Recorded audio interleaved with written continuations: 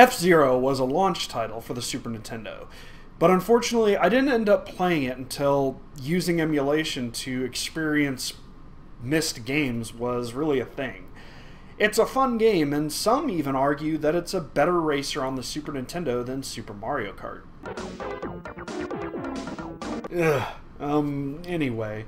Going back to F-Zero, it still looks pretty good. Even with the grainy effects of Mode 7 on the backgrounds, it plays great as well, but dang, it's hard. Hairpin and 90-degree turns show up in the first set of races. With practice and patience, though, I'm sure I could be the next F-Zero champion. Or at least competent at the game. After several years of no new F-Zero game, F-Zero X was released on the Nintendo 64 in 1998. This was my first experience with the series, and holy crap, what a ride. F-Zero X is insane. Crazy character designs, incredibly fast and frantic action, and an awesome metal soundtrack make up one of my favorite experiences on Nintendo's 64-bit console. Turning on the console after popping this bad boy in, you're immediately hit with a wailing metal guitar, then a really cool title screen with a bunch of comic book character type artwork representing a good chunk of the racers you'll have the ability to control. After starting the game, you'll notice several gameplay options: a single-player GP race, practice mode, time attack, death race, and a versus battle.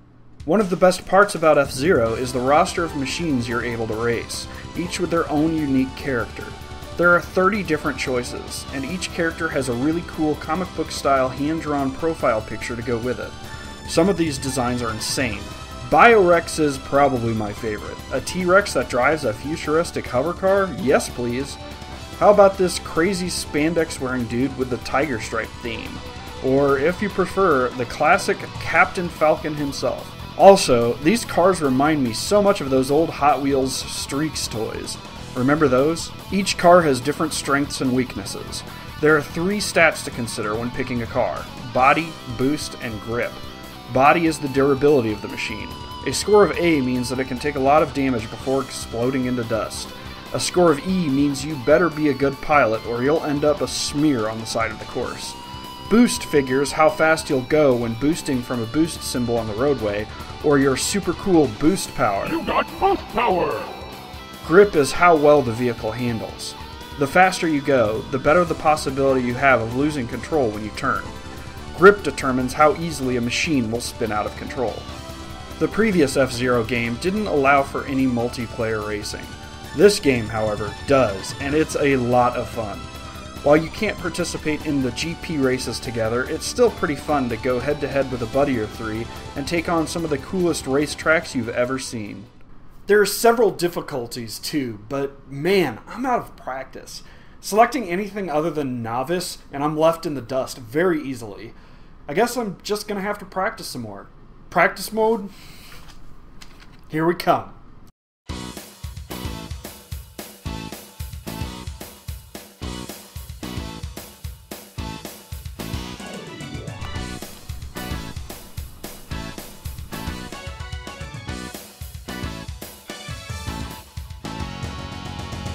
Alright, let's try this again.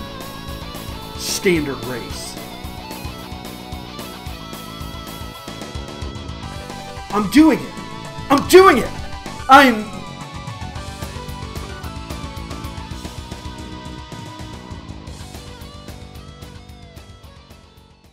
Oh boy.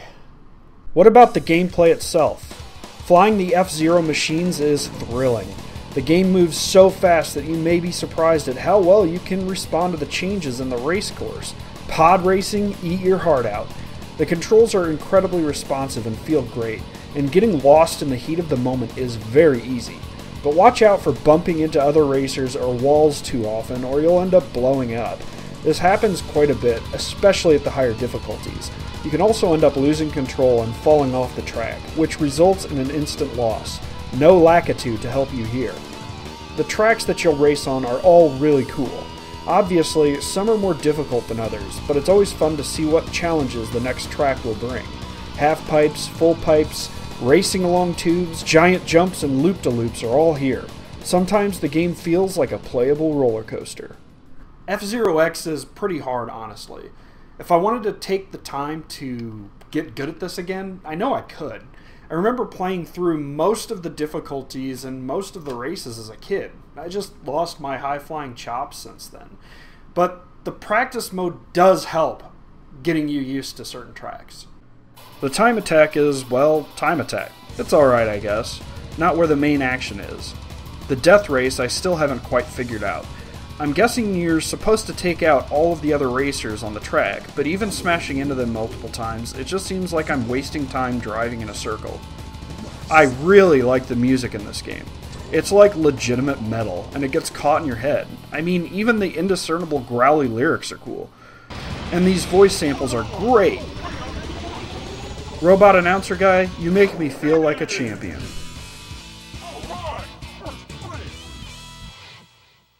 As tough as this game is, I still really enjoy it. Even playing it at lower levels is a lot of fun.